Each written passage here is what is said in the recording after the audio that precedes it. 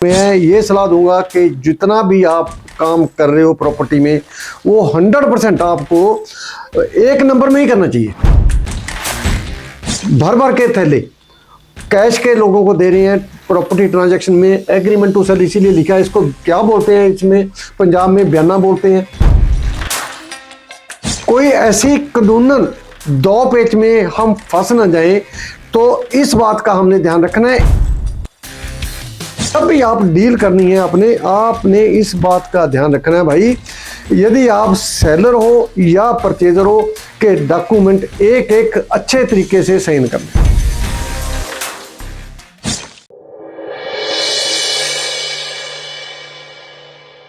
हाँ दोस्तों, property Gurukul channel में आपका स्वागत है। आज का टॉपिक जो है इंपॉर्टेंट इसलिए मैंने types of agreement to sell जिसको हम हिंदी में इकरारनामा बोलते हैं, राजस्थान में साईपेटा बोलते हैं और महाराष्ट्र में साठे इकरार भी बोलते हैं इसको। तो वो कैसे करना है, इसमें एक जो टेक्निकल बात ज़्यादा आती है वो black money and white money की भी आती है। तो हमने इसको किस तरीके से हैंडल करना है ताकि हम किसी अनलॉफुल बात में ना फंस जाएं, तो उस बात का ध्यान रखना है। वैसे तो मैं ये सलाह दूंगा कि जितना भी आप काम कर रहे हो प्रॉपर्टी में, वो 100% आपको एक नंबर में ही करना चाहिए। 2 नंबर में कैश वाला झंझट खत्म कर दो, क्योंकि 1/6/2015 को जो नोटिफिकेशन गवर्नमेंट की आई हुई है, तो उसमें हम सिर्फ 20,000 रुपया कैश दे सकते हैं रियल एस्टेट ट्रांजैक्शन में। लेकिन फिर भी लॉ एंड प्रैक्टिस अलग अलग है। लॉ कुछ कह रहा है और प्रैक्टिस अलग अलग हो रही है। अभी भी लोग भर भर के थैले कैश के लोगों को दे रहे हैं प्रॉपर्टी ट्रांजैक्शन में। एग्रीमेंट टू सेल इसीलिए लिखा है, इसको क्या बोलते हैं, इसमें पंजाब में बयाना बोलते हैं, कच्चा एग्रीमेंट भी बोलते हैं, अर्नेस्ट मनी भी बोलते हैं इसको। तो ये 2 तरीके का मैंने लिखा है, 2 टाइप्स है। नंबर 2 नंबर पर फिर इसका रजिस्टर्ड ऑफ सेल डीड, जो जिसको रजिस्ट्री बोलते हैं, वो भी एक इकरारनामा ही है गवर्नमेंट के कागजों पर, फुल एंड फाइनल का। इसमें रजिस्ट्री भी बोलते हैं इसको, sale agreement full and final भी बोलते हैं। सो हमने सारी चीजें देखनी है कि कहीं हमें कोई ऐसी कानूनन दो पेच में हम फंस ना जाएं, तो इस बात का हमने ध्यान रखना है। मतलब यदि आप मेरी सलाह मानूं तो आपको सारा काम एक नंबर में ही करना चाहिए, कैश वाले झंझट में नहीं पड़ना चाहिए। लेकिन फिर वही बात दोबारा दोहरा रहा हूं कि लॉ एंड प्रैक्टिस अलग अलग चीजें हैं। अभी भी जाके जब देखोगे रजिस्ट्रियां होती हैं, तो रजिस्ट्रियों में कैश का चलन होता है। क्यों होता है? क्योंकि जिस प्रॉपर्टी जिस अमाउंट पे खरीदी गई होती है और जो उसका सर्कल रेट होता है, सर्कल रेट का मतलब जो जिस रेट पे रजिस्ट्री होनी होती है, उन दोनों में फर्क होता है। सपोज कोई प्रॉपर्टी 50 लाख में खरीदी गई है और उसकी रजिस्ट्री 20 लाख में जाएगी, 20 लाख में होनी है, तो हम क्या करते हैं, 20 लाख रुपया तो हम बैंक से ट्रांसफर कर देते हैं, या चेक दे देते हैं, डीडी दे देते हैं, या उसको आरटीजीएस कर देते हैं। और जो ऊपर वाला 30 लाख रुपया वो उसको कैश देते हैं। वो कहीं भी अकाउंट फार नहीं होता। जो 30 लाख रुपए ऊपर वाला है वो अकाउंट फार नहीं होता। यदि कल को कोई डिस्प्यूट पड़ जाए तो फिर 30 लाख रुपया जो आपका एज ए परचेजर आप उसमें कहीं नहीं करते। कल को कोई रजिस्ट्री के बाद कई बंदों का डिस्प्यूट पड़ा देखा है मैंने, उसको उनके प्रॉब्लम आई है, तो वो उस अमाउंट को ही क्लेम कर पाई है जिस अमाउंट पर रजिस्ट्री हुई है।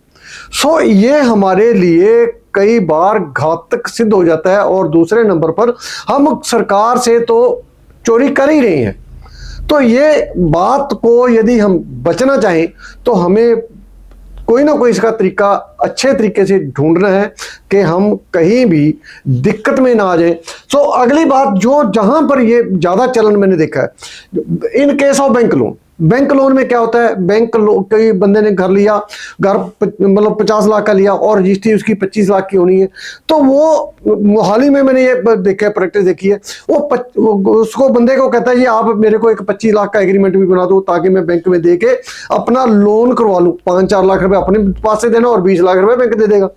तो ये कई बार बंदे गलती कर जाते हैं, और वो बंदा ज्यादा गलती करेगा जो बंदा एग्रीमेंट टू सेल के ऊपर, जो पहले कच्चा एग्रीमेंट है उसके ऊपर यदि उसने साइन नहीं किए और उसका बैंक वाला एग्रीमेंट हो गया सिर्फ जिस अमाउंट पे रजिस्ट्री होनी है, तो कई बार पीछे वाला बंदा मुकर जाता है कि मेरा है ही नहीं, मेरी तो जो सेल एग्रीमेंट है वो ये 20 लाख वाला ही है। तो जब भी आप डील करनी है अपने, आपने इस बात का ध्यान रखना है भाई, यदि आप सेलर हो या परचेजर हो के डॉक्यूमेंट एक एक अच्छे तरीके से साइन करना है।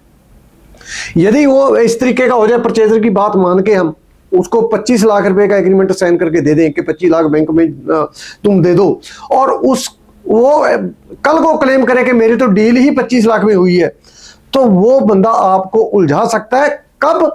जब उसने जो पुराना एग्रीमेंट हुआ है उसके ऊपर साइन ना किए हो। यदि उसने उसके ऊपर साइन किए हुए हैं, गवाहियां प्रॉपर डली हुई हैं, तो बंदा आपको नहीं उलझाएगा, क्योंकि वो भी कहीं ना कहीं डरेगा। तो फिर ये होता क्या है, जब in case of bank loan जब हो गया, रजिस्ट्री होगी, तो जो कच्चा एग्रीमेंट है उसको हम उस दिन डिस्ट्रॉय कर देते हैं।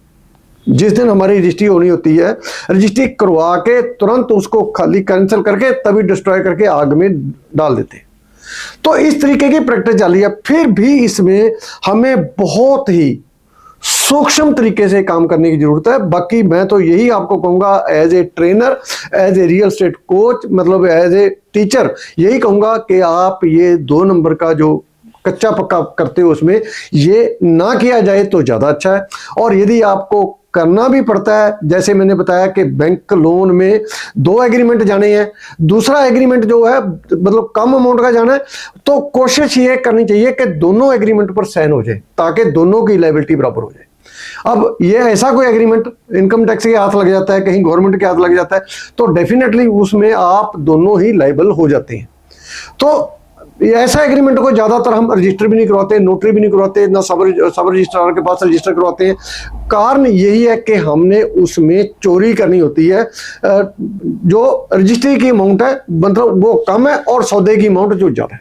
दोस्तों, इस बात से मैं समझता हूं, इस वीडियो से आपको शिक्षा जरूर लेनी चाहिए, ताकि आप कल को इस तरीके की डील में उलझ ना जाए, और उलझ के कहीं ऐसा ना हो कि आप अपने पैसा भी गवा लें और आपके मन की शांति भी भंग कर लें। सो दोस्तों, आज के लिए इतने। वीडियो अच्छी लगे लाइक कर देना, शेयर करना और इसके ऊपर चर्चा भी करना। बहुत जल्द नए टॉपिक के साथ आपके सामने होऊंगा। तब तक चैनल को सब्सक्राइब करके घंटी वाला बटन दबा दो। Thank you.